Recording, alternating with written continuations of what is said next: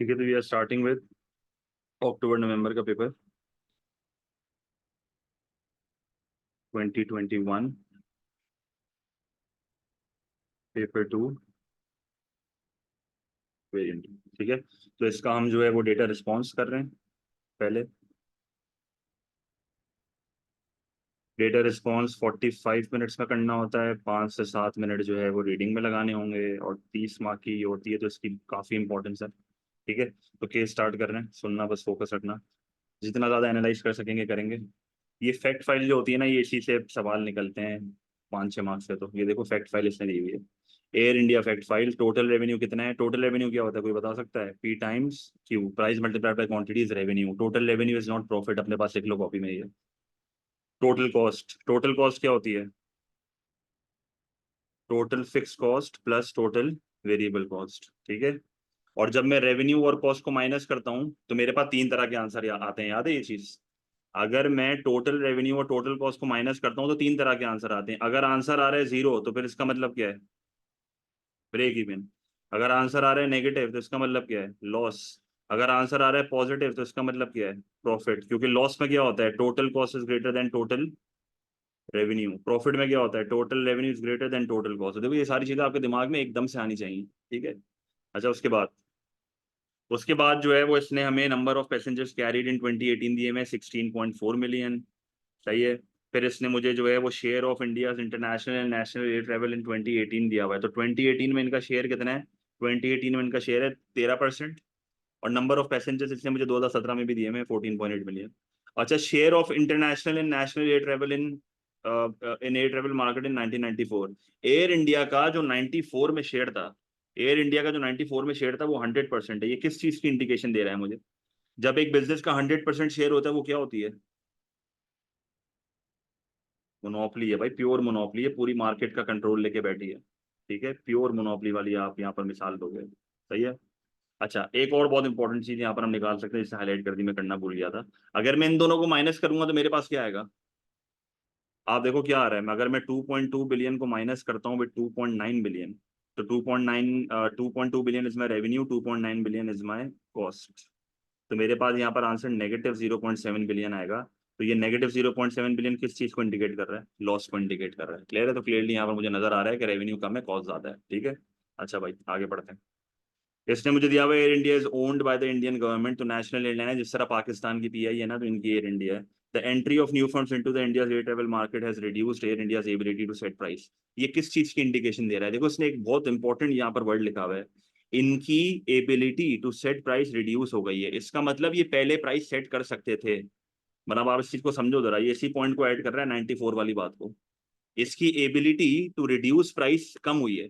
इसका मतलब ये पहले जो है वो प्राइस सेट करता था,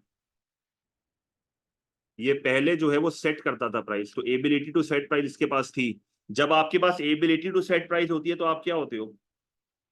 जब आपके पास एबिलिटी टू सेट प्राइस होती है तो आप क्या होते हो? Price maker. सही है। प्राइस मेकर कौन होता है? जो अपनी प्राइस खुद सेट करता है। तो एक मोनोपली प्राइस मेकर होता है, वो किसी को देख के अपनी प्राइस सेट नहीं करता। तो एयर इंडिया पहले एक मोनोपली थी, और इसने यहाँ पर एक और इंडिकेशन मुझे दे दी कि भाई मेरी एबिलिटी टू सेट प्राइस कम हो रही है। इसका मतलब I was a price maker before. The state owned firm faces competition not only from the other airlines. State owned firm क्या होती है? स्टेट ओन्ड फर्म क्या होती है? Government owned. ठीक है, स्टेट पब्लिक सेक्टर की बात कर रहा है।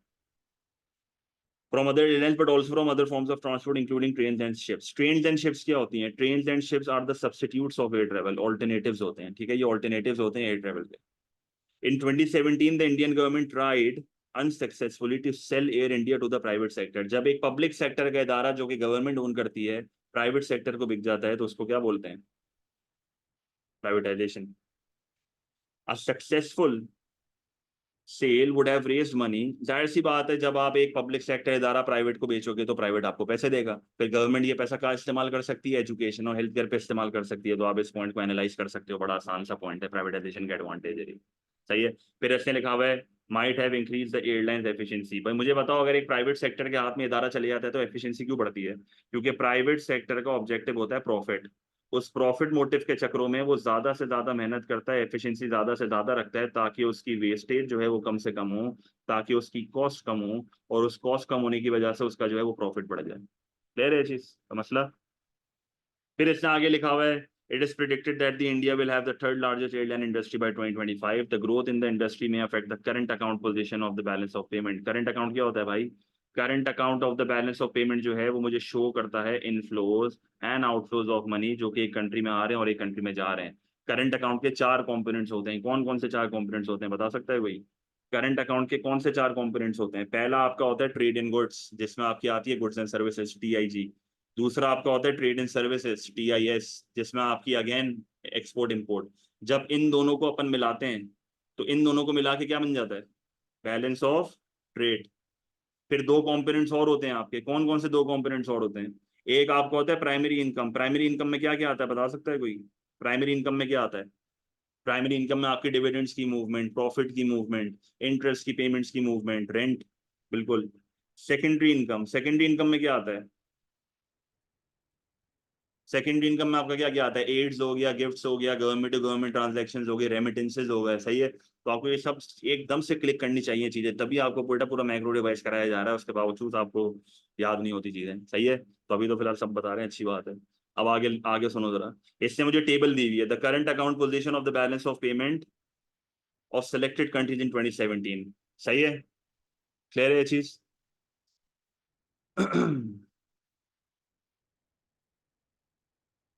चलिए बेटे, तभी तो बोलता हूँ क्लास ले लिया करो। सही है, बस देखता जाओ। ठीक है, अब इसने मुझे यहाँ पर एक टेबल दी हुई है, इससे मुझे करंट अकाउंट के बैलेंसेस दिए हुए हैं। हमेशा हमेशा एक चीज याद रखना, जब भी करंट अकाउंट के बैलेंस नेगेटिव होते हैं इसका मतलब करंट अकाउंट क्या है? जब करंट अकाउंट के बैलेंस नेगेटिव होते हैं तो इसका मतलब क्या हो रहा है? डेफिसिट। जब करंट अकाउंट के बैलेंस नेगेटिव है, देखो इसका नेगेटिव है, इसका नेगेटिव है, इसका नेगेटिव है, इसका मतलब जो मैंने ब्लू से सर्कल किए हैं वो सारे डेफिसिट हैं। करंट अकाउंट डेफिसिट का मतलब क्या होता है? जब एक कंट्री के outflows of money are greater than the inflows of money. इसका मतलब क्या हुआ कि इंपोर्ट के एक्सपेंडिचर ज्यादा हैं और एक्सपोर्ट के जो रेवेन्यू है वो कम है। और जिन कंट्रीज का पॉजिटिव है, ये पॉजिटिव मुझे इंडिकेट कर रहा है कि करंट अकाउंट जो है वो क्या चल रहा है? सरप्लस। सरप्लस का मतलब होता है जब inflows of money are greater than the outflows of money. इसका मतलब आपके एक्सपोर्ट का रेवेन्यू जो है वो ज्यादा है और इंपोर्ट का एक्सपेंडिचर जो है वो कम है। तो देखो सारा डेटा मैं आपके लिए लेता हूँ ताकि रिवाइज होता जाए।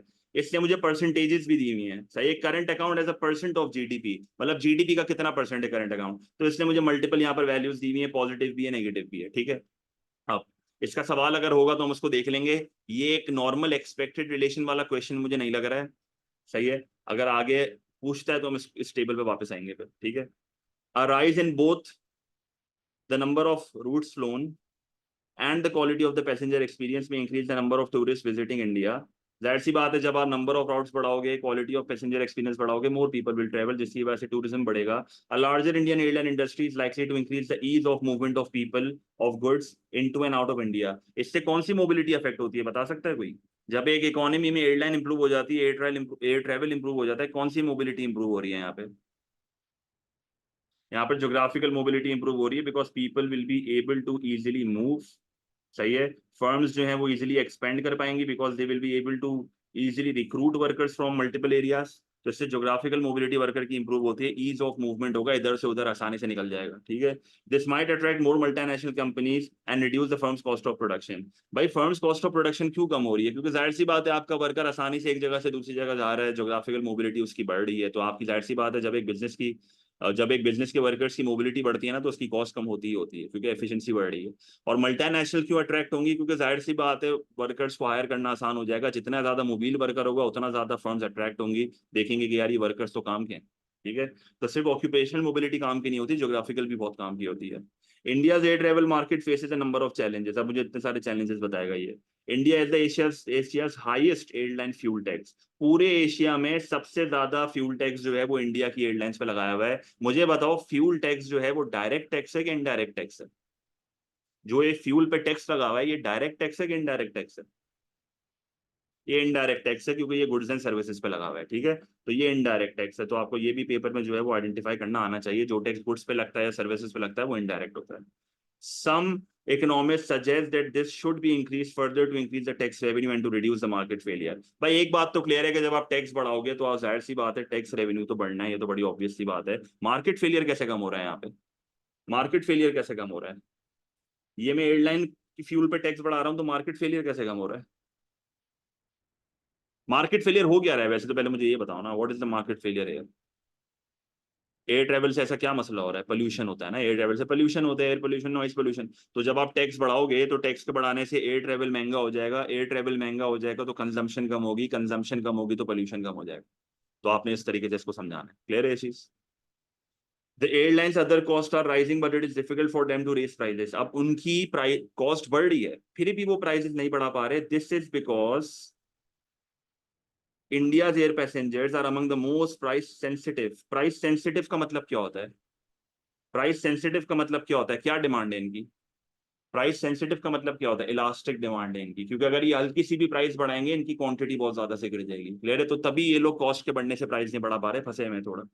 Some airlines stop their cost rising any further by improving their staff training. Staff training बढ़ाऊंगा, सही है, स्टाफ ट्रेनिंग बढ़ाऊंगा तो इससे जो है वर्कर की स्किल्स बढ़ेंगी, प्रोडक्टिविटी बढ़ेंगी, मेरी कॉस्ट कम हो जाएगी। मैं टेक्नोलॉजी इंट्रोड्यूस करूंगा, वर्कर्स के हाथ में टेक्नोलॉजी आ जाएगी, काम आसान हो जाएगा, इससे भी जो है उनकी प्रोडक्टिविटी बढ़ेगी, कॉस्ट कम होगी। तो ये दूसरे मेजर्स पे जा रहे हैं टू रिड्यूस कॉस्ट। फिर improving there pilots working condition. भाई पायलट्स की वर्किंग कंडीशंस कम इंप्रूव करोगे तो और एफिशिएंटली काम करेगा, जिसकी वजह से अगेन कॉस्ट कम होगी।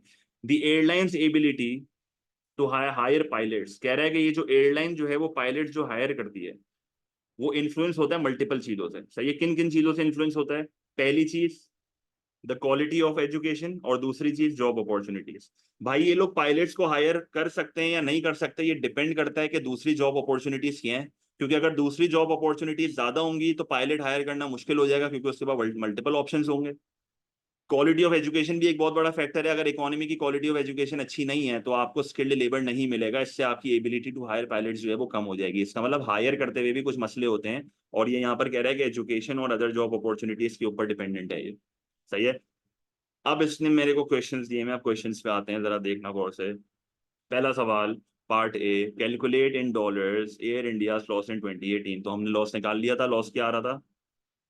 लॉस हमारे पास आ रहा था 0.7 बिलियन। क्लियर है? तो ये हमारा काम हो गया था पहला, 1 मार्क मिल गया। दूसरा, part B, identify 2 substitutes of air travel. ये भी अपन ने निकाल लिए थे। क्या 2 सब्स्टिट्यूट्स एयर ट्रेवल के भाई?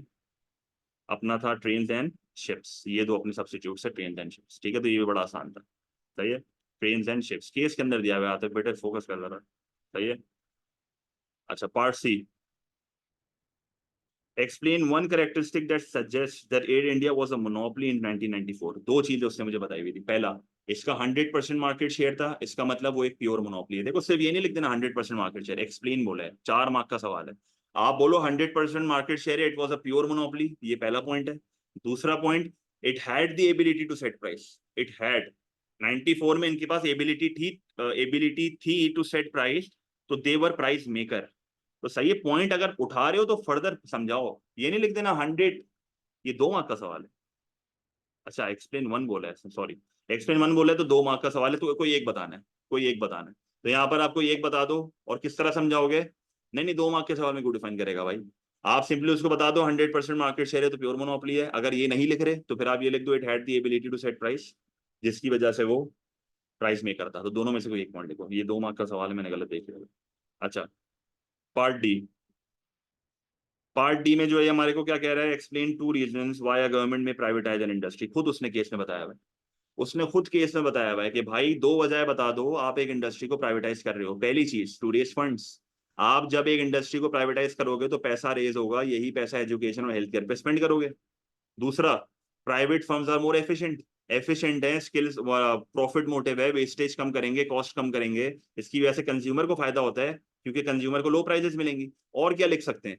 भाई जब आप एक इंडस्ट्री को प्राइवेटाइज करते हो तो प्राइवेट सेक्टर ज्यादा पैसा कमाता है, तो प्रॉफिट जब ज्यादा होंगे तो टैक्स भी ज्यादा होगा, तो टैक्स रेवेन्यू बढ़ेगा, ये पैसा कहीं और इस्तेमाल कर लूंगा। क्लियर है ये चीज? कोई मसला? बेटर क्वालिटी, बिल्कुल कंज्यूमर्स के लिए बेटर क्वालिटी है, ये भी एक अच्छा पॉइंट है। सही है, जो पॉइंट सेलेक्ट कर रहे हो। जीडीपी बढ़ेगा भाई, आउटपुट बढ़ेगा, इससे कंट्री में इकोनॉमिक ग्रोथ आ सकती है, बिल्कुल। प्राइवेटाइजेशन डिफाइन कर दोगे तो अच्छी बात है, वरना जरूरत नहीं है। डेटा रिस्पॉन्स में इतनी टेंशन नहीं है, कम मार्क्स वाले सवालों में डिफाइन ना करो, सेफ साइड पर रहने के लिए कर सकते हो, मार्क दे देगा। पार्ट ई में कह रहा है, analyse how India's position on the current account of the balance of payment in 2017 compares with other 4 countries. यहाँ पर मुझे सिर्फ कॉमेंट्री देनी है टेबल के बारे में। मुझे यहाँ पर सिर्फ कमेंट्री देनी है टेबल के बारे में। बेटा हसन, सवाल पढ़ क्या लिखा हुआ है? वाया गवर्नमेंट में प्राइवेटाइज एन इंडस्ट्री। फायदे पूछ रहा है, फायदे। गवर्नमेंट क्यों प्राइवेटाइज करेगी? सही है, तो फायदे पूछ रहा है, नुकसान नहीं पूछे इसने। सवाल पढ़ो बेटा गौर से। सही है। तो पार्ट ई में कह रहा है analyse how India position on the current account of its balance of payment in 2017 compares with the other four countries. यहाँ पर आपको सिर्फ कमेंट देना है ऑन द टेबल। किस तरह कमेंट दोगे आप टेबल पे, जरा सुनना आप गौर से। सिर्फ कमेंट्री करनी है। कमेंट्री कैसे होगी? सबसे पहले तो आप उसको बताओ ओवरऑल। पहले तो ओवरऑल बताओ। बोलो ब्राजील हो गया। सुनना जरा, मैं आपको कमेंट्री सिखा रहा हूँ। पहले आप बोलो जो ब्राजील है, इंडिया है और कीनिया है, ये तीन मुल्क थे जिनका करंट अकाउंट डेफिसिट था, 1 मार्क मिल जाएगा आपको। आपने बताया Brazil, India and Kenya had a current account deficit, तो आपको 1 मार्क मिल जाएगा। फिर आप बोलो कि भाई चाइना और रशिया, इन दोनों का था सरप्लस, तो आपको दूसरा मार्क मिल गया। फिर आप बताओ सबसे ज्यादा डेफिसिट किसका है, सबसे ज्यादा डेफिसिट किसका है, तीसरा मार्क मिल जाएगा आपको। सबसे ज्यादा डेफिसिट किसका है? सबसे ज्यादा डेफिसिट इंडिया का है। हाईएस्ट डेफिसिट या लार्जेस्ट डेफिसिट आप क्या लिखोगे? लार्जेस्ट डेफिसिट, ये आपका एक और मार्क। और लार्जेस्ट सरप्लस किसका है? लार्जेस्ट सरप्लस चाइना का है, तो आप लिखो लार्जेस्ट सरप्लस। ठीक है। तो हमेशा एक्सट्रीम पॉइंट्स को ढूंढो। पहले तो ओवरऑल बता दो कि भाई डेफिसिट 3 कंट्रीज का है, सरप्लस 2 कंट्रीज का है।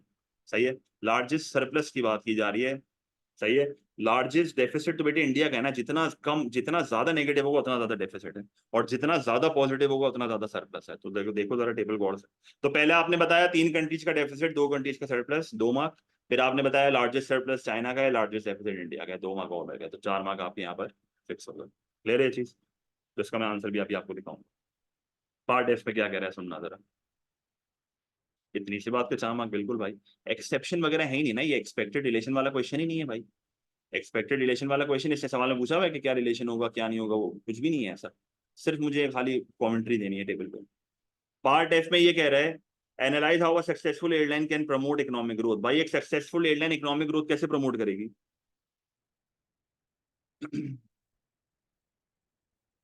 भाई एक सक्सेसफुल एयरलाइन का मतलब क्या है? जॉब्स क्रिएट होंगी। एक सक्सेसफुल एयरलाइन का मतलब क्या है? जॉब्स क्रिएट होंगी। भाई जॉब्स क्रिएट होंगी, एम्प्लॉयमेंट बढ़ेगी, इनकम्स बढ़ेंगी, आउटपुट बढ़ेगा, जीडीपी बढ़ जाएगा। ये आपका पहला पॉइंट होना चाहिए। फिर आप बोलो कि भाई सक्सेसफुल एयरलाइन इंडस्ट्री से ज्योग्राफिकल मोबिलिटी बढ़ रही है, इससे फर्म्स की कॉस्ट कम होगी, फर्म्स का आउटपुट बढ़ेगा। फिर आप टैक्स रेवेन्यू वाला पॉइंट बोलो। बोलो सक्सेसफुल एयरलाइन इंडस्ट्री के प्रॉफिट ज्यादा होंगे, तो भाई वो टैक्स ज्यादा पे कर रहे होंगे। वो टैक्स ज्यादा पे कर रहे होंगे तो इससे government can use this money on education, जिसकी वजह से कंट्री में पोटेंशियल ग्रोथ आ जाएगी। तो प्योरली इकोनॉमिक ग्रोथ से रिलेटेड बात करो। इकोनॉमिक ग्रोथ से रिलेटेड बात करने का मतलब है कि जीडीपी आपको बढ़ा के दिखाना है। तो सारे पॉइंट्स आपकी जीडीपी को बढ़ाएंगे। मोर मल्टीनेशनल्स में बी अट्रैक्टेड, बिल्कुल बहुत अच्छा पॉइंट है, क्योंकि वो आएंगे आपकी कंट्री में और आपकी कंट्री में पैसा लगाएंगे, तो इससे आपकी इकोनॉमी में जो है वो आउटपुट बढ़ेगा। सही। तो क्या क्या पॉइंट्स हो गए? एम्प्लॉयमेंट बढ़ी, उसको एनालाइज करो। टैक्स रेवेन्यू बढ़ा, उसको एनालाइज करो। ज्योग्राफिकल मोबिलिटी बढ़ी, उसको एनालाइज कर सकते हो। 3 पॉइंट लिखने, एनालाइज का सवाल है, 5 मार्क का है। यहाँ पर इकोनॉमिक ग्रोथ को डिफाइन करना चाहिए लाजमी तौर पे। 5 मार्क का सवाल है, एनालाइज कर डिफाइन करो, और आसान डेफिनेशन है, मार्क मिल जाएगा। क्लियर है क्वेश्चन? इसका आंसर मैं भी आपको दिखा रहा हूँ। पार्ट जी। तो ये पार्ट जी में ये क्या कह रहा है? पार्ट जी में ये कह रहा है discuss whether the Indian government should increase the tax on airline fuel. हाँ भाई, इनको क्या टैक्स बढ़ाना चाहिए? 2 फायदे तो उसने मुझे केस में बताए हैं। 2 फायदे तो उसने मुझे केस में ही बताए हुए थे कि भाई टैक्स ऑन एयरलाइन फ्यूल बढ़ाना चाहिए, क्योंकि टैक्स रेवेन्यू बढ़ेगा। यही टैक्स का पैसा आप इकोनॉमी के किसी और हिस्से में लगा सकते हो, like education and health care. उसको फर्दर आप एनालाइज करो। एक और फायदा उसने बताया हुआ था, इनडायरेक्ट टैक्स को बिल्कुल डिफाइन करेंगे। बिल्कुल डिफाइन करेंगे। आप बताओ airline fuel is an indirect tax, indirect tax को डिफाइन करो। एक फायदा मैंने आपको बता दिया। दूसरा फायदा क्या केस में बताया हुआ था उसने? मार्केट फेलियर कम होगा। आप बोलो जब एयरलाइन पे जब टैक्स ऑन एयरलाइन फ्यूल बढ़ेगा तो इससे कॉस्ट ऑफ ट्रेवलिंग बढ़ेगी, कॉस्ट ऑफ ट्रेवलिंग बढ़ेगी तो ट्रेवलिंग कम हो जाएगी, ट्रेवलिंग कम हो जाएगी तो पोल्यूशन कम होगा, पोल्यूशन कम होगा तो इससे आपका मार्केट फेलियर जो है वो कम हो जाएगा। क्लियर है ये चीज? कोई मसला? फिर नुकसान बताओ भाई। बोलो टैक्स नहीं बढ़ाना चाहिए। क्यों टैक्स बढ़ाना नहीं चाहिए? ऐसी क्या रीजन है आपको टैक्स नहीं बढ़ाना चाहिए? बिल्कुल सारे सही पॉइंट बता रहे हो। टैक्स क्यों नहीं बढ़ाना चाहिए, अब ये बताओ। इससे एयरलाइन की कॉस्ट बढ़ जाएगी। इससे एयरलाइन की क्या बढ़ जाएगी? कॉस्ट। जब एयरलाइन की कॉस्ट बढ़ जाएगी तो वो वर्कर्स को काम से निकालेंगे to maintain their profit levels. इसकी वजह से इकोनॉमी में अनएम्प्लॉयमेंट बढ़ेगी, और उस अनएम्प्लॉयमेंट के बढ़ने से इकोनॉमी की इनकम्स कम हो जाएंगी, जिससे स्टैंडर्ड ऑफ लिविंग मजीद कम हो जाएंगे। सही है। कॉस्ट पुश इन्फ्लेशन आ सकती है, बिल्कुल। वो अपने कॉस्ट का बर्डन कंज्यूमर पर ट्रांसफर करेंगे in the form of higher prices, जिसकी वजह से कॉस्ट पुश इन्फ्लेशन आ जाएगी। सही है। कम फ्लाइट्स उड़ेंगी बेटा, ये तो फायदा है ना, क्योंकि पोल्यूशन कम हो रहा है हमारे बेटा। ये तो फायदों में बता दिया हमने। अच्छा, एक और चीज उसने लिखी हुई थी कि एशिया का सबसे ज्यादा टैक्स लगा हुआ है एयरलाइन पे। आप मुझे बताओ, इससे ज्यादा मजीद थोड़ी बढ़ा सकते हैं? उससे ज्यादा मजीद थोड़ी बढ़ा सकते हैं। सही है।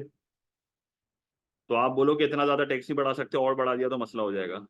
एक और बहुत बेहतरीन पॉइंट है जो कि मुझे यहाँ पर बताया, किसने मुझसे मैसेज मिस हो गया। एक बड़ा अच्छा पॉइंट मैंने देखा, टूरिज्म कम हो रहा है। मुझे बताओ टूरिज्म करंट अकाउंट में आता ही नहीं आता? टूरिज्म करंट अकाउंट में आता ही नहीं आता? सर्विसेज में आता है, ट्रेड इन सर्विसेज में आता है। आप बोलो कि टूरिज्म कम हो रहा है, बेटा ट्रेड इन सर्विसेज में आता है टूरिज्म। आप बोलो एक्सपोर्ट ऑफ सर्विस कम हो रही है। अगर आपके मुल्क में कम लोग घूमने आ रहे हैं तो इससे आपका एक्सपोर्ट ऑफ सर्विस कम हो रहा है, आपकी कंट्री में इनफ्लो कम हो रहा है, आपकी करंट अकाउंट की पोजीशन खराब हो जाएगी। आपकी करंट अकाउंट की पोजीशन खराब हो जाएगी इससे। ले रहे चीज, कोई मसला? तो part H, discuss whether more people will apply to be pilots for Indian airlines in the future. क्या लोग पायलट्स के लिए अप्लाई करेंगे इन द फ्यूचर? तो आप बोलो यस करेंगे, क्योंकि टेक्नोलॉजी इंट्रोड्यूस, उसने तीन चीजें मुझे बताई हुई हैं। तीन चीजें तो उसने मुझे बताई हुई थी। कौन कौन सी तीन चीजें बताई हुई थी? एक उसने मुझे बताया हुआ था न्यू टेक्नोलॉजी। जब आप पायलट्स के हाथ में टेक्नोलॉजी दे दोगे उनकी जॉब आसान हो जाएगी, तो वो लोग करेंगे। दूसरा, स्टाफ ट्रेनिंग बढ़ा रहे थे। स्टाफ ट्रेनिंग बढ़ाओगे तो वर्कर्स की स्किल्स बढ़ेंगी, प्रोडक्टिविटी बढ़ेगी, मोटिवेटेड रहेगा, उसको फ्यूचर में वेल पेड जॉब मिल सकती हैं। और दूसरा, आप यहाँ पर लिख सकते हो कि भाई क्या पता फ्रिंज बेनिफिट्स जो है वो ज्यादा हो, वर्किंग कंडीशंस इंप्रूव हो रही हैं। वर्किंग कंडीशंस इंप्रूव हो रही हैं, ठीक है, तो इससे क्या होगा? वर्किंग कंडीशन से क्या होगा? वर्कर का फायदा होगा, बिल्कुल सही है। फिर आप ऑन दी अदर एंड बोलो कि नहीं भाई और लोग अप्लाई नहीं करेंगे टू बी पायलट्स। क्यों नहीं करेंगे? अब क्यों पायलट नहीं बनेगा कोई? बोलो भाई, क्वालिफिकेशन रिक्वायर्ड बहुत ज्यादा है। क्वालिफिकेशन रिक्वायर्ड बहुत ज्यादा है, लेंथ ऑफ ट्रेनिंग ट्रेनिंग बहुत ज्यादा है। इसकी वजह से वो जो है वो अप्लाई नहीं करेंगे टू बी पायलट्स। क्लियर है ये चीज? क्या पता दूसरी जॉब अपॉर्चुनिटीज ज्यादा हो, क्या पता दूसरी जॉब अपॉर्चुनिटीज ज्यादा हो, दूसरी बेहतर जॉब अपॉर्चुनिटीज अवेलेबल हो। सही है, कोई एग्जांपल दे देना उसको। सही है। टेक्स्ट बेटा किस चीज पे पढ़ रहा है? हसन बेटा क्या बोल रहा है ये? आप बोलो क्या पता people are preferring leisure time. क्या पता उनको जॉब्स के बारे में पता ही नहीं है, लैक ऑफ इन्फॉर्मेशन। अगेन वो अच्छा पॉइंट है ये। सही है। एक्सपेंसिव क्या मुदस्सिर बेटा? पॉइंट बेटा सही से बताओ। देखो ये इतना वेग उसके ऊपर फेंकोगे ना, पॉइंट वो मार्क्स नहीं देगा। कुछ बहुत अच्छा बता रहे हैं, कुछ थोड़ा मीडियोकर लेवल का बता रहे हैं, थोड़ा सही से सोचो बेटा। सही है, तो ये आपके डेटा रिस्पॉन्स के जो है ना वो डिस्कशन हमने कर लिया। तो एयरलाइन पे टैक्स, तो आप इस तरह इसको फिर एनालाइज सही से करो ना। आप बोलो एयरलाइन पे टैक्स बढ़ रहा है, एयर ट्रेवल कम हो रहा है, जिसकी वजह से पायलट्स की रिक्वायरमेंट कम होगी। सही से एनालाइज करो ना पॉइंट पे। सही है। डिफाइन इसमें आप क्या करोगे? डेफिनेशन की जरूरत नहीं है यहाँ पे, आयान बेटा लिख सकते हैं। ठीक है। अब अब आंसर देख लो भाई। इसका पार्ट ए बी सी बहुत सिंपल था, स्ट्रेट फॉरवर्ड था, इसमें आंसर देखने की जरूरत भी नहीं है। सही है, आप उसको रीड कर लेना, बड़ा सिंपल था। फिर इसका जो पार्ट डी था, पार्ट डी में ये कह रहा था क्यों प्राइवेटाइज करेंगे। तो देखो इसका भी मैंने आंसर दो पैराग्राफ्स में लिखा हुआ है। Analyse how India's position on the current account of its balance of payment in 2017 compares with other four countries. तो ये कंपैरिजन है। पहले आपने बताया किसका डेफिसिट है किसका सरप्लस है, और फिर आपने लार्जेस्ट बता दिया डेफिसिट और लार्जेस्ट सरप्लस। ठीक है, तो ये भी हम डिस्कस कर चुके थे। आंसर्स की पीडीएफ ड्राइव पर डल जाती है, तो इसको क्लास के बाद देख लिया करो। Analyse how a successful airline industry can promote economic growth. तो मल्टीपल पॉइंट डिस्कस करे थे हमने, हमारा वेरिएंट है बिल्कुल। तो एम्प्लॉयमेंट बढ़ती है इससे, इससे जो है वो टैक्स रेवेन्यू बढ़ता है, इससे टूरिज्म बढ़ता है। तो इसको फर्दर एनालाइज हमने करा था, पॉइंट डिस्कस किए थे। तो ये इसका आंसर है, आप रीड कर लेना। स्ट्रेट फॉरवर्ड आंसर जाते हैं डेटा रिस्पॉन्स में। डेफिनेशंस मैंने नहीं लिखी है तो आप खुद लिख लेना। Whether the Indian government should increase the tax on airline fuel. ये भी बड़ा कचरा सवाल था, बड़ा सिंपल सवाल था। लास्ट क्वेश्चन थोड़ा बच्चे उसमें फंसे थे, एग्जामिनर रिपोर्ट में ये मेंशन हुआ था, पर ये भी बड़ा सिंपल है। देखो कितना छोटा सा आंसर है, इसके 6 मार्क्स। डायरेक्ट ये शुरू होगा, यहाँ पर कोई डेफिनेशन भी आपने जो है वो नहीं लिखनी है। क्लियर है ये चीज, कोई मसला? तो अब आ जाते हैं सेक्शन बी के ऊपर। सही है। तो सेक्शन बी में हमारे पास 4 क्वेश्चंस होंगे। 4 में से हमें 3 करने हैं, 6 और 8 के बेसिस पे अपन सेलेक्ट करेंगे। क्लियर है चीज? अब सुनना। क्वेश्चन नंबर 2, केस इससे मुझे दिया हुआ है, इसको 1 मिनट में पढ़ना है, 1 मिनट से ज्यादा मत लगाना। A number of countries including Morocco capture water from frog fog water is used in the primary, secondary and tertiary sectors. In recent years Morocco has increased the quantity and quality of resources. Quantity and quality of resources पढ़ती हैं तो PP से क्या होता है? And has moved more of them into the tertiary sector. The quantity and quality of and composition of a country's resources are influenced by the number of factors, including its birth rate. Birth rate क्या होता है? Number of people born per thousand population. तो इसने क्या लिखा हुआ है? Morocco's birth rate fell from 19.9 to 18.7. 19.9 का मतलब क्या है? पर 1000 पॉपुलेशन में 19.9 लोग पैदा हो रहे हैं। 2018 में पर 1000 पॉपुलेशन में 18.7 लोग पैदा हो रहे हैं। ये इसका 18.7 का मतलब ये नहीं है पूरे साल में 18.7 लोग पैदा हो रहे हैं, पर 1000 पॉपुलेशन में। सही है, पर 1000 पॉपुलेशन में। क्लियर है चीज? तो अगर इससे मुझे टोटल पॉपुलेशन दी हुई है ना, जरा सुनना गौर से, ये एक सवाल भी आया था पिछले डेटा में, मुझे याद है। अगर इससे मुझे टोटल पॉपुलेशन दी हुई है तो मैं क्या करूंगा? अगर मुझे फॉर एग्जाम्पल 2018 की ना नंबर ऑफ बर्थ चाहिए तो मैं कैसे निकालूंगा? मैं 18.7 को 1000 से डिवाइड करूंगा। मैं 18.7 को 1000 से डिवाइड करूंगा, मल्टीप्लाई बाय पॉपुलेशन कर दूंगा। मैं 18.7 को 1000 से डिवाइड करूंगा, मल्टीप्लाइड बाय पॉपुलेशन कर दूंगा, मुझे नंबर ऑफ पीपल बर्थ पता चल जाएगा। डेथ रेट भी आप ऐसे ही निकाल सकते हो। सही है, डेथ रेट का भी आपको ऐसे ही पता चल जाएगा कि डेथ कितनी हुई है। तो ये हमेशा याद रखना, टोटल का बड़ा सिंपल है, डेथ रेट का भी पर 1000 पॉपुलेशन ही होता है। अच्छा, part A, define a free good. तो बड़ा सिंपल सवाल है। फ्री गुड एक ऐसा गुड होता है जिसके demand and supply are equal at zero price. Abundant supply होती है इसकी, ये खत्म नहीं होता इन द नियर फ्यूचर। सही है, air, sunlight and sea water. No opportunity cost, because when you enjoy a free good you don't have to use resources. और जब रिसोर्सेज यूज नहीं कर रहे हो तो इसका मतलब ऐसी स्टेटमेंट भी नहीं आएगी कि यार यहाँ पर रिसोर्स यूज कर रहे हो, कहीं और भी कर सकते थे। तो ऐसा कोई सिनेरियो यहाँ पर क्रिएट हो ही नहीं रहा है। ठीक है, तो फ्री गुड की डेफिनेशन आपको नोट से जो है वो सिंपल यहाँ पर छापनी होगी, मैंने सिर्फ पॉइंटर्स बनाए हैं। पार्ट बी में कह रहा है एक्सप्लेन विद एग्जांपल्स। लाजमी है 2 मार्क एग्जांपल्स के होंगे, 4 मार्क का सवाल है। The difference between secondary sector and tertiary sector. तो सेकेंडरी सेक्टर क्या होता है? जहाँ पर आपकी जो है वो रॉ मटेरियल्स फिनिश गुड्स में कन्वर्ट होते हैं, जैसे कार मैन्युफैक्चरिंग की आप एग्जांपल दे देना। Tertiary sector is the service sector, आप टीचिंग की एग्जांपल दे दो। मैं अभी आपको जो दे रहा हूँ वो सर्विस दे रहा हूँ, ठीक है? तो कोई भी आप एग्जांपल दे सकते हो, बैंकिंग सर्विसेज की एग्जांपल दे सकते हो। Part C, analyse using a production possibility curve. PPC को डिफाइन करेंगे। पीपीसी को डिफाइन करेंगे। The effect of an increase in the quality of its resources on an economy. जब एक मुल्क में क्वालिटी ऑफ रिसोर्स बढ़ती है तो इससे पीपीसी क्या होता है? राइटवर्ड शिफ्ट होता है, क्योंकि जब भी quantity and quality of resource में चेंज आता है पीपीसी शिफ्ट होता है। तो आप पीपीसी को पहले डिफाइन करोगे, फिर आप ये डायग्राम बनाओगे जिसमें आपने पीपीसी को राइटवर्ड शिफ्ट किया प्रॉपर लेबलिंग के साथ, और फिर आपने लिख दिया कि क्वालिटी ऑफ रिसोर्सेज से बढ़ने से कंट्री का प्रोडक्टिव पोटेंशियल बढ़ेगा, कंट्री का मैक्सिमम आउटपुट बढ़ेगा, and the PPC will shift from A B to C D. ये आपका आंसर होगा। तो 2-3 लाइन की आपको एक्सप्लेनेशन देनी होगी ग्राफ बनाने के बाद, लाजमी तौर पर। अच्छा भाई, पार्ट डी में क्या कह रहा है? पार्ट डी में कह रहा है डिस्कस वेदर और not a fall in a countries birth rate will benefit an economy. अब इस सवाल को अपने लिए पहले आसान करो, जरा सुनना गौर से, डायरेक्ट पॉइंट शुरू नहीं करो, पहले सुन लो जरा 1 मिनट। बर्थ रेट फॉल हो रही है, ठीक है? बर्थ रेट फॉल होने का मतलब क्या है? पॉपुलेशन क्या हो रही है? पॉपुलेशन कम हो रही है। तो बेसिकली आपको पॉपुलेशन कम होने के फायदे और नुकसान बताने। ठीक है, पॉपुलेशन कम होने के फायदे और नुकसान बताने। तो पॉपुलेशन कम होने के फायदे नुकसान क्या होते हैं, जरा सुनना भाई। पहला पॉइंट, फायदे लिखो पहले। फायदे क्या हैं? भाई, ओवर क्राउडिंग कम होगी, डिप्लीशन ऑफ रिसोर्सेज कम होगा, फ्यूचर जनरेशन के लिए रिसोर्सेज बचेंगी, सस्टेनेबल ग्रोथ होगी, पोल्यूशन कम होगा, एक्सटर्नल कॉस्ट कम होगी, हेल्थ इंप्रूव होगी। अच्छा, हेल्थ इंप्रूव होगी तो 2 साइकिल्स हैं यहाँ पे। आप लिख सकते हो हेल्थ इंप्रूव होगी तो आउटपुट पर बढ़कर बढ़ेगा।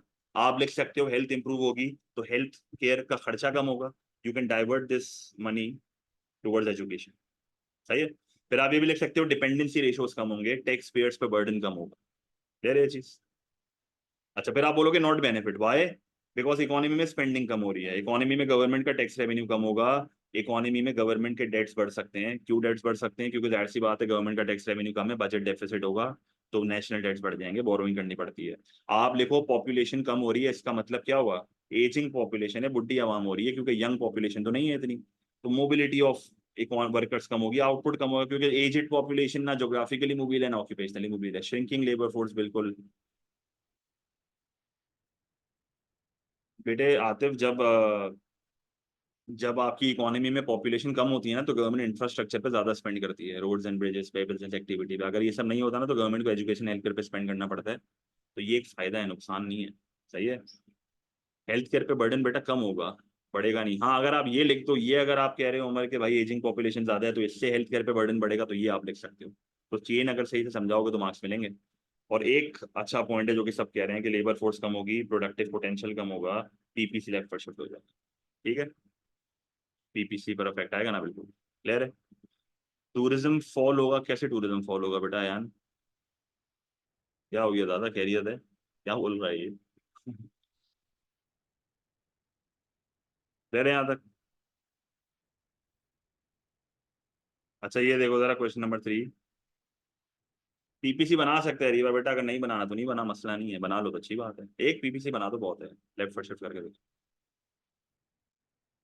अच्छा, question number 3। Two of Uzbekistan's main industries are cotton and gas. Uzbekistan is the world's seventh largest producer and fifth largest exporter of cotton. The Uzbek government has tried to influence the cotton industry, price elasticity of supply. It has also nearly ended the use of child labor. Child labor बड़ा important concept है आपके लिए. The country's output of gas increased by 7% and its average cost of gas production fell. पहला सवाल, identify two determinants of price elasticity of supply. ऐसे कौन से दो फैक्टर्स हैं जो प्राइस इलास्टिसिटी ऑफ सप्लाई को अफेक्ट करते हैं? बहुत फैक्टर्स हैं। आप टाइम टेकन टू प्रोड्यूस लिख सकते हो, आप पेरिशेबिलिटी लिख सकते हो, उसके अलावा क्या है?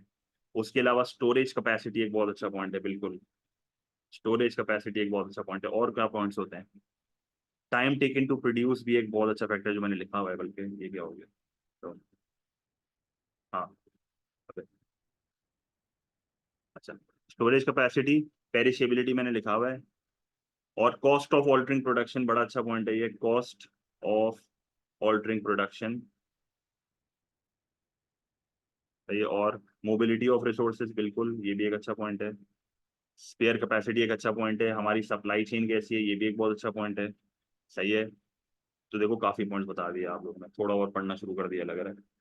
Part B, explain two advantages of an economy of ending child labour. भाई चाइल्ड लेबर क्या होता है? जब आप अंडर एज लोगों से काम करवाते हो, ठीक है, तो चाइल्ड लेबर एंड हो रहा है। चाइल्ड लेबर एंड होने का मतलब है कि भाई जो बच्चे हैं अंडर एज बच्चे, वो अब काम नहीं करेंगे। जब अंडर एज बच्चे काम नहीं करेंगे तो पढ़ेंगे, जब पढ़ेंगे तो स्किल्स बढ़ेंगी, प्रोडक्टिव पोटेंशियल बढ़ जाएगा। ये पहला फायदा। दूसरा फायदा, आप बोलोगे जो एडल्ट्स हैं, जो बड़ी उम्र के लोग हैं जिनको नौकरी नहीं मिल रही थी ड्यू टू चाइल्ड लेबर, क्योंकि जब एक बिजनेस तो चाइल्ड लेबर प्रेफर करेगा ना, कम कॉस्ट में काम हो जाएगा, वो एडल्ट को तो हायर नहीं करेगा।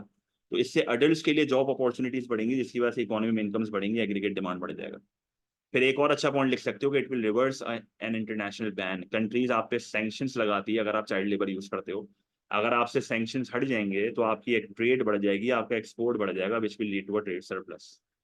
तो रेपुटेशन आपकी इंक्रीज होगी, तो मल्टीनेशनल्स आपकी कंट्री में आके काम करेंगे, बिल्कुल सही है। तो बहुत फायदे हैं चाइल्ड लेबर को एंड करने के। सिंपल है, मुश्किल नहीं है, हमने क्लास में भी करा है, मैंने आपको बताया था। See, analyse how average cost can change with output increase. बेटा अब ये जो सवाल है ना, ये बहुत सिंपल है, ये बहुत बार आ रहा है, देखो बार बार आ रहा है। ये कह रहा है कि एवरेज कॉस्ट होती क्या है, पहले तो ये बता दो। पर यूनिट कॉस्ट होती है ना, ठीक है। तो अगर एक बिजनेस का आउटपुट बढ़ता है तो एवरेज टोटल कॉस्ट कम भी होती है, एवरेज टोटल कॉस्ट बढ़ती भी है। तो simple economies and diseconomies of scale बताना। आप बोलो अगर आउटपुट बढ़ रहा है उससे एवरेज टोटल कॉस्ट कम हो रही है, तो इसका मतलब आप बोलोगे इकोनॉमीज ऑफ स्केल है, परचेजिंग इकोनॉमीज की एग्जांपल दे दो, फाइनेंशियल इकोनॉमीज की एग्जांपल दे दो, बोलो पर यूनिट कॉस्ट कम हो रही है। फिर बोलो नहीं यार, आउटपुट के बढ़ने से अक्सर बिजनेस टू लार्ज हो जाता है, तो डिस इकोनॉमीज ऑफ स्केल होती है, मैनेजमेंट इशूज होते हैं, पर यूनिट कॉस्ट बढ़ना शुरू हो जाती है। एक अच्छा स्टूडेंट यहाँ पर ये वाला ग्राफ भी बना सकता है, वो एक यू शेप ग्राफ बना दे जिसमें वो शो करे कि जब इनिशियली आउटपुट बढ़ रहा है तो कॉस्ट कम हो रही है, फिर एक पॉइंट के बाद जब आउटपुट बढ़ता है तो यू बिकम टू लार्ज, जिसकी वजह से आपकी पर यूनिट कॉस्ट बढ़ना शुरू हो जाती है। ले रहे चीज तो मसला, तो ये बड़ा आसान सवाल है। अच्छा, पार्ट डी में क्या कह रहा है? पार्ट डी में कह रहा है डिस्कस वेदर और not an economy would benefit from allocating more of its resources to agriculture. कह रहा है कि जब एक मुल्क अपने ज्यादा रिसोर्सेज एग्रीकल्चर सेक्टर पे लगाएगा, जब एक मुल्क अपने ज्यादा रिसोर्सेज प्राइमरी सेक्टर पे लगाएगा, तो क्या इससे मुल्क को फायदा होगा या नहीं होगा? पहले आप एग्री करो। आप बोलो कि yes the government should allocate more resources in the agriculture sector, क्योंकि इससे हमारे एग्रीकल्चर का आउटपुट बढ़ेगा, which can increase export revenue. तो इससे हमारी कंट्री के इनफ्लोज बढ़ेंगे, हमारा करंट अकाउंट पोजीशन जो है वो इंप्रूव हो जाएगा। एक्सपोर्ट रेवेन्यू बढ़ेगा तो एडी बढ़ेगा, प्रोडक्शन बढ़ेगी, डिमांड फॉर लेबर बढ़ेगा, अनएम्प्लॉयमेंट कम होगी, इनकम्स बढ़ेंगी, स्टैंडर्ड ऑफ लिविंग बढ़ेगा। ये दो ही पॉइंट में आपको 4 मार्क्स दे देगा वो। एक बहुत अच्छा पॉइंट यहाँ पर जो है वो किसी ने बोला कि यार इंपोर्ट्स ऑफ फूड कम करने पड़ेंगे, बिल्कुल इससे इंपोर्ट का एक्सपेंडिचर कम होगा, there will be a reduced reliance on other countries for basic necessities. और आपको याद होगा मैंने बताया था, food food is a strategic industry. सही है, तो स्ट्रेटेजिक इंडस्ट्रीज आप खुद ही बनाओ तो ज्यादा बेहतर है, दूसरे पे डिपेंडेंट ना हो जाओ। सही है, प्रोडक्शन इंक्रीज हो जाएगी, जो इंपोर्ट पे यहाँ पर पैसा लग रहा है वो मुल्क के अंदर खर्च हो जाएगा, बिल्कुल ये भी एक बहुत अच्छा पॉइंट है। पॉवर्टी कम हो जाएगी, बिल्कुल सही है। स्पेशलाइजेशन बढ़ सकती है, बिल्कुल सही है। और जनरली एम्प्लॉयमेंट भी बढ़ जाएगी, जो सब कह रहे हैं, क्योंकि जो प्राइमरी सेक्टर है ना वो लेबर इंटेंसिव होता है, ठीक है। पर आप उसको बोलो on the other and, on the other and किस चीज की शॉर्टेज? बेटा दावर सही से समझा। ऑन द अदर एंड आप बोलो there is an opportunity cost. आप जो रिसोर्सेज यहाँ पर लगा रहे हो, आप यही रिसोर्सेज मैन्युफैक्चरिंग सेक्टर पे भी तो लगा सकते थे। क्या पता मैन्युफैक्चरिंग सेक्टर में ज्यादा आउटपुट हो जाता, तो मैन्युफैक्चरिंग सेक्टर में लगा देते ये रिसोर्सेज, तो ज्यादा फायदा हो जाता। आप ये भी लिख सकते हो कि भाई एग्रीकल्चर में जॉब्स लो पेड होती हैं, अगर अनएम्प्लॉयमेंट कम भी हो रही है तो फर्क थोड़ी पड़ रहा है कोई। सही है, इनकम और स्टैंडर्ड ऑफ लिविंग इतना थोड़ी अफेक्ट हो रहा है। सही है बेटा, एग्रीकल्चर बोल रहा है यार, तो ये पॉइंट थोड़ा अवॉइड करो। और क्या लिख सकते हैं? आतिफ बेटा लिख दिया ये मैंने, और कोई नया पॉइंट है तो बताओ। ये एक बहुत अच्छा पॉइंट है कि एग्रीकल्चर जो है वो वेदर पे डिपेंडेंट है। जब बैड वेदर होगा तो सप्लाई बहुत ज्यादा फ्लक्चुएट होगी, तो एग्रीकल्चर पे डिपेंडेंट होना इज वेरी रिस्की, क्योंकि बहुत अनस्टेबल इनकम्स होती है फार्मर्स की। क्लियर है? आप कभी भी डेवलप नहीं होगे, आपकी भिखारियों वाली सोच रह जाएगी, क्योंकि एक इकोनॉमी जो खेती बाड़ी पे डिपेंडेंट है ना, वो हमेशा गरीब मुल्क रहता है। तो बेहतर है कि अपने रिसोर्सेज सेकेंडरी और टर्शरी सेक्टर पे लगाओ। क्लियर है ये चीज? तो बहुत पॉइंट्स लिख सकते हैं। अब आ जाओ क्वेश्चन फोर पे। क्वेश्चन फोर क्या कह रहा है? In Tunisia, resource allocation decisions are made by both the public and the private sector. Mixed economy है ना, resource allocation decision जब public private दोनों ले रहे हैं तो mixed economy है। Resources deplete हो सकती है, हम तो अच्छा पॉइंट लिख सकते हैं। Tunisia GDP increased from 2014 to 2018, but its household saved less. Incomes can be affected by changes in trade union activity and the foreign exchange rate. From 2014 to 2018, Tunisia experienced a number of strikes organized by the largest trade union. Industrial action होता है ये। Tunisian government general labor union, there was also a significant fall in its foreign exchange rate. Currency गिरने का मतलब क्या है कि currency क्या हो रही है? डेप्रिशिएट। पहला सवाल, identify two of the three resource allocation decisions. तो क्वेश्चंस की बात कर रहा है। कौन सा सवाल है? What to produce, how to produce and for whom to produce. तो आपको कोई दो सवाल का जिक्र करना है यहाँ पे। क्लियर है चीज? कोई दो सवाल का जिक्र करना है। फिर ये कह रहा है पार्ट बी में, explain two reasons why households में save less even though their income has increase. भाई जनरली क्या होता है कि जब आपकी इनकम बढ़ती है तो आप ज्यादा सेव करते हो। ये पूछ रहा है कि एक बंदे की इनकम बढ़ रही है फिर भी वो कम सेव कर रहा है, क्या वजह है? तो पहली रीजन तो बहुत स्ट्रेट फॉरवर्ड है, इंटरेस्ट रेट। बोलो इंटरेस्ट रेट कम है। इंटरेस्ट रेट कम होगा तो रिटर्न ऑन सेविंग कम होगा, people will save less and spend more. दूसरा पॉइंट क्या लिखेंगे? इनकम टैक्स बढ़ गया। भाई इनकम टैक्स बढ़ गया तो डिस्पोजेबल इनकम कम होगी, सेव कम करोगे। भाई इनकम तो बढ़ रही है पर डिस्पोजेबल इनकम कम हो रही है। इन्फ्लेशन ज्यादा है, बहुत अच्छा पॉइंट। बोलो भाई इन्फ्लेशन ज्यादा है।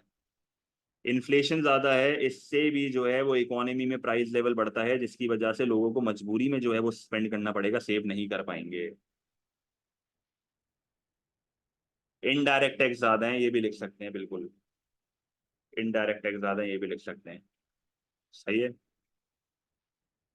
अच्छा part C, analyse how trade union may benefit its members. Simple सवाल है। तो ट्रेड यूनियन के फायदे बताने टू वर्कर्स। हमेशा वो पॉइंट सेलेक्ट करना जिसको समझा सको। जैसे फॉर एग्जांपल मैंने सेलेक्ट किया नेगोशिएट हायर वेजेस, तो आप इसको कैसे समझाओगे? Negotiate higher wages and better working condition, standard of living बढ़ेगा, अफोर्डेबिलिटी बढ़ेगी, ये सारी चीजें ठीक है। फिर आप बोलो नेगोशिएट शॉर्टर वर्किंग आवर्स, इससे क्या होगा? स्ट्रेस कम होगा, मेंटल हेल्थ इंप्रूव होगी, प्रोडक्टिविटी बढ़ेगी, स्टैंडर्ड ऑफ लिविंग बढ़ेगा। फिर आप बोलो कि provide training, they provide training, इससे स्किल्स बढ़ती है, इससे फ्यूचर में मुझे वेल पेड जॉब्स मिल सकती हैं। ऑलवेज सेलेक्ट अ पॉइंट जिसको तुम एनालाइज कर सकते हो। सिर्फ ये मत लिख के आ जाना trade union protects the rights of workers. भाई एक मार्क मिलेगा, दो मार्क थोड़ी मिलेंगे। सही है, तो पॉइंट हमेशा वो सेलेक्ट करो जिसको समझा सको, वरना फायदा नहीं है वो पॉइंट लिखने का। स्टेट करके मत आना, एक्सप्लेन करना है आपने, समझाना है पॉइंट को। उमर बेटा वही पॉइंट है लास्ट वाला मैंने लिखा हुआ है, सही कह रहा है। सही है। इसका पार्ट डी बहुत टेक्निकल सवाल है पर बहुत अच्छा सवाल है, बहुत बार रिपीट हुआ है। क्या कह रहा है? डिस्कस वेदर और not a fall in its foreign exchange rate. भाई करेंसी गिर रही है, डेप्रिसिएशन हो रही है। कह रहा है कि क्या डेप्रिसिएशन होने से कंट्री की मैक्रो इकोनॉमिक परफॉर्मेंस इंप्रूव होगी? तो डेप्रिसिएशन के फायदे नुकसान बताने हैं, डेप्रिसिएशन के फायदे नुकसान बताने हैं। आते बेटा अच्छे होते हैं, मसला थोड़ी है कोई। डेप्रिसिएशन के फायदे नुकसान बताने हैं, तो भाई डेप्रिसिएशन के फायदे क्या हैं जरा सुनना गौर से अब।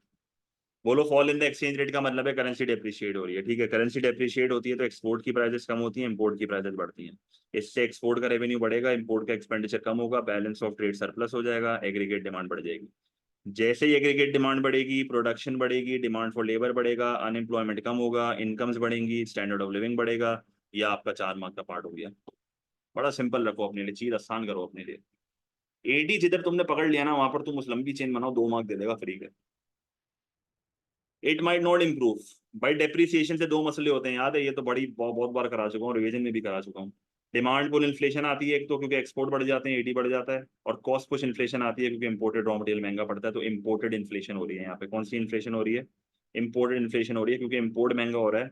डिमांड अगर इन इलास्टिक हुई ना तो मैं फंस जाऊंगा। ठीक है, तो ये बहुत पेपर में आता है। अच्छा इसके मल्टीपल इन बिल्कुल लिख सकते हो, लिख सकते हो। हमजा बेटा लिख सकता है, पर बेहतर है फिर ज्यादा तुम लिखने की कोशिश करा करो। अच्छा यही सवाल बहुत डिफरेंट वर्डिंग्स में रिपीट हुआ, ये क्लियर है सवाल? मेरे ख्याल में आसान है, मुश्किल सवाल पर आपके लिए आसान होना चाहिए, मैंने बहुत बार करा दिया यार अभी। अच्छा, इसके मल्टीपल मैंने आपको क्वेश्चंस भी दिखाए थे, देखो क्या क्या सवाल, ये सारे जो क्वेश्चन है ना सबका आंसर सेम है, ये अभी जो सवाल कराया और ये चारों सवाल सबका आंसर सेम है। क्या एक गवर्नमेंट को डेप्रिसिएशन होने से रोकना चाहिए? यस नो, फायदे नुकसान। क्या करेंसी खुद गिरानी चाहिए? यस नो, फायदे नुकसान। ये तीसरा सवाल तो यही है जो हमने करा है। और चौथा सवाल क्या लिखा हुआ है? इंटरनेशनल वैल्यू ऑफ करेंसी गिरेगी तो क्या हमेशा बेनिफिट होगा? वही बात है, फायदे नुकसान। सही है, तो ये बहुत रिपीटेड क्वेश्चन है, बहुत फेवरेट क्वेश्चन है उसका। ये सेम सवाल राइज में भी आ सकता है, राइज ऑफ एक्सचेंज रेट के फायदे नुकसान पूछ लेगा, वो भी आसान होता है। The US operates in at US operates a mainly market economic system. Market economic system क्या होता है? जहां पर सिर्फ प्राइवेट सेक्टर होता है। Life expectancy in the US fail in 2017। Life expectancy क्या होती है कि ऑन एवरेज एक बंदा कितना सर्वाइव करेगा, लाइफ एक्सपेक्टेंसी कम हो रही है। For the third year in a row, although the US has a high GDP per head, it has also has a high level of income inequality. Rich and poor में gap बहुत ज्यादा है। Macro economic performance का मतलब होता है unemployment पे affect, economic growth पे अफेक्ट, इन्फ्लेशन पे अफेक्ट, सारे मैक्रो इकोनॉमिक ऑब्जेक्टिव्स पे अफेक्ट। सही है। The poor benefited from the US low and stable inflation rate. The governments supply side measures were partly responsible for reducing inflationary pressures। पहला सवाल, identify two ways the government could reduce income inequality। तो income inequality कम करने के बहुत तरीके मैंने आपको सिखाए। आप प्रोग्रेसिव टैक्सेशन चलाओ। प्रोग्रेसिव टैक्सेशन क्या होता है कि अमीर से ज्यादा पैसा लो और यही पैसा गरीब पर डाल दो। आप स्टेट बेनिफिट्स दो, unemployment benefits, child benefit, food vouchers, multiple चीजें। रिग्रेसिव टैक्सेशन को कम कर दो, बिल्कुल अच्छा पॉइंट है। इनडायरेक्ट टैक्स को कम कर दो, इससे गरीब से जो है ना वो बर्डन कम हो जाएगा। ठीक है। Spending on education, health care, minimum wage, ये सब अलग अलग पॉइंट है। इन सारी चीज़ों के थ्रू जो है ना बड़ी आसानी से आप जो है वो डायरेक्ट टैक्स, बेटे प्रोग्रेसिव टैक्सेशन ही तो है। प्रोग्रेसिव टैक्सेशन बढ़ाने का मतलब है इनकम टैक्स बढ़ा रही है। Income tax is progressive in nature, तो इससे अमीर से पैसा लेके गरीब को देते हैं। ठीक है। और रिग्रेसिव टैक्स को कम करने का मतलब है इनडायरेक्ट टैक्स कम हो रहा है तो गरीब से बर्डन कम होगा। क्लियर है। स्टेट बेनिफिट्स अगर नहीं लिख रहे तो अनएम्प्लॉयमेंट बेनिफिट्स भी लिख सकते हैं, कोई मसला नहीं है यहाँ पे। क्लियर है चीज, कोई मसला?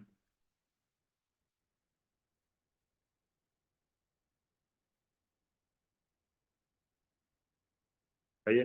तो पार्ट बी में कह रहे हैं explain two advantages of a market economic system. भाई बड़ा ही कचरा सवाल।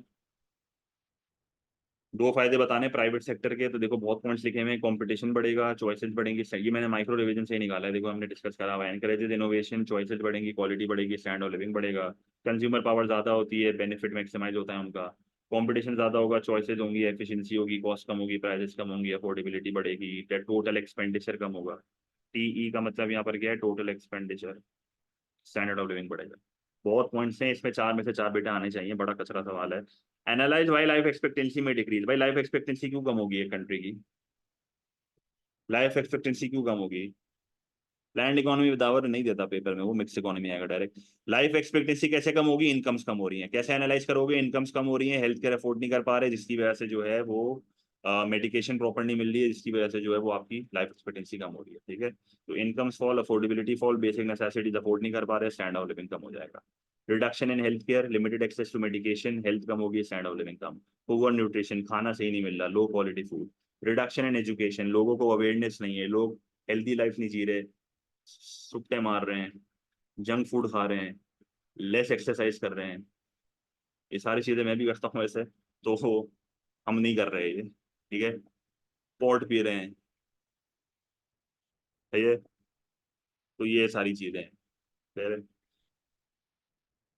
चल बेटा, क्या हो गया, क्या हो गया तेरे को? तो सारे नशे लिखना शुरू हो गया है। पार्ट डी में क्या लिखा हुआ है? ये पढ़ो जरा, लास्ट क्वेश्चन।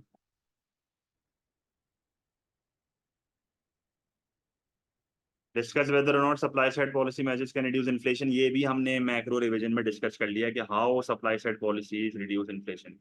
इसकी पूरी एमएस तैयार हुई हुई है। पहले आप अग्री करोगे कि yes supply side policies inflation कम करती हैं, फिर आप बोलो इन्फ्लेशन कम नहीं करती। तो देखो क्या बताओगे, बहुत सिंपल मार्किंग स्कीम है, मैंने बहुत पॉइंट्स लिखे हैं, आप कोई भी उठा सकते हो, देख लो यहाँ पे।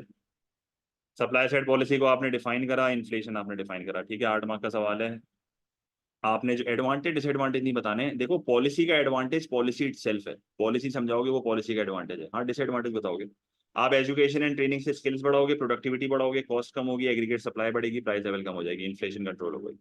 डीरेगुलेशन से रूल्स एंड लॉस कम होंगे, low barriers to entry and exit होंगे, more firms will enter the market, enterprise बढ़ेगा, कंपटीशन बढ़ेगा, प्राइस लेवल कम होगी, आपकी इन्फ्लेशन कम हो गई। प्राइवेटाइजेशन करोगे तो प्राइवेट सेक्टर के हाथ में इदारा आ जाएगा, एफिशिएंसी बढ़ेगी, कंपटीशन बढ़ेगा, क्वालिटी बढ़ेगी, प्राइस लेवल जो है वो यहाँ पर कम हो जाएगा। डीरेगुलेशन का मतलब जब आप रूल्स एंड लॉस कम करते हो बेटा। 6 बार ये डेफिनेशन आ गई है आज के दिन में यार, अभी इस पेपर में भी डेफिनेशन आई है मेरे हाथ में। आप रूल्स एंड लॉस जो है वो कम कर देते हो, सब्सिडी दोगे तो कॉस्ट कम होगी, सप्लाई बढ़ेगी, प्राइस लेवल जो है वो यहाँ पर कम हो जाएगा। तो जब आप डीरेगुलेशन करते हो ना तो आप रूल्स एंड लॉस कम करते हो ताकि और फर्म्स मार्केट में एंटर हो सकें, तो आप इजी एंट्री एंड एग्जिट कर देते हो ताकि मोर फर्म्स एंटर हो और मार्केट में कंपटीशन बढ़े और प्राइस लेवल कम हो। सही है। तो आपने मल्टीपल कोई 2 पॉलिसी समझा दी। अब डिसएडवांटेज उससे भी ज्यादा सिंपल है। आप बोलो these policies are expensive, government spending बढ़ जाएगी, बजट डेफिसिट हो जाएगा, बोरोइंग करनी पड़ेगी, नेशनल डेट बढ़ जाएगा। ठीक है। अपॉर्चुनिटी कॉस्ट है, this money could have been used somewhere else, time lag बहुत है, टाइम टेकिंग पॉलिसी है, it takes a long time to take an impact. अच्छा फिर आप ये भी लिख सकते हो कि मल्टी जो जैसे आपने प्राइवेटाइजेशन अगर ऊपर लिखा है तो आप बोलो प्राइवेटाइजेशन का सबसे बड़ा नुकसान है मोनोपोली बन जाती है, तो वो कंज्यूमर को एक्सप्लॉइट करना शुरू कर देंगे। और डीरेगुलेशन का एक मसला ये है कि तुम रूल्स एंड लॉस कम करके फर्म्स को मार्केट में घुसा तो दोगे, पर ये जो न्यू फर्म्स मार्केट में एंटर हो रही है ना, they will most likely fail, तो आपकी इकोनॉमी के रिसोर्सेज वेस्ट हो जाएंगे। तो आप इंडिविजुअल पॉलिसीज को भी टारगेट करके उनकी भी नुकसान बता सकते हो। क्लियर है ये चीज। तो मेरे हिसाब से बड़ा अच्छा पेपर था ये, काफी चीजें इससे रिवाइज हो गई हमारी।